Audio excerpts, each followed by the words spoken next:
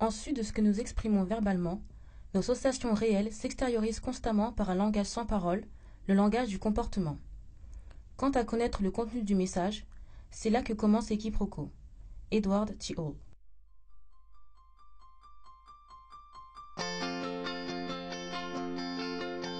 Dans les restaurants, pour dire merci, on ne s'adresse pas directement à eux et on ne les regarde pas en disant merci.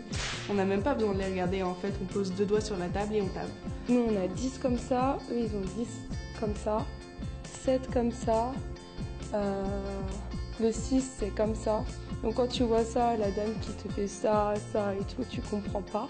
En Corée, et on ne regarde pas tellement dans les yeux fixement pour en cours de conversation avec les gens que je connais pas.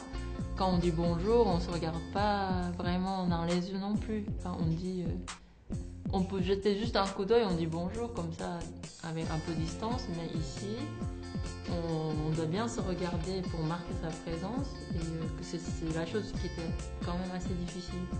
Les Turcs ont aussi des petits tics. Par exemple, pour dire non, au lieu de vous dire tout simplement non, ils vont lever les yeux au ciel et faire un petit clic de la langue comme ça. Et ça, quand on arrive, on ne sait pas si ça veut dire oui ou si ça veut dire non. Donc on est obligé de leur demander de répéter et ils recommencent.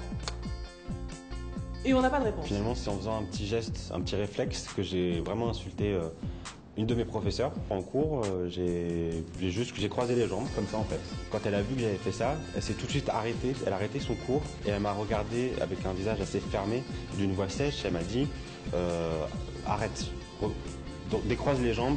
Tiens, assieds-toi normalement. On m'a expliqué qu'en fait ce geste c'était extrêmement insultant quand on le faisait face à un adulte, à quelqu'un de plus âgé que soi en tout cas, c'était extrêmement insultant et qu'il fallait vraiment pas que je le refasse.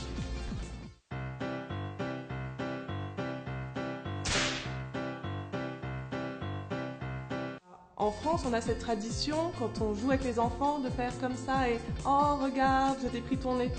Mais en Turquie, ça, c'est extrêmement vulgaire. Ça a aussi une connotation sexuelle.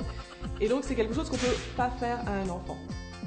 Quand je suis venue en France, j'ai vu les gens faire la bise, donc j'ai trouvé ça très sympathique. J'ai adopté la pratique, mais quand j'essaie de faire la bise à ma mère à Tokyo et je pars en courant.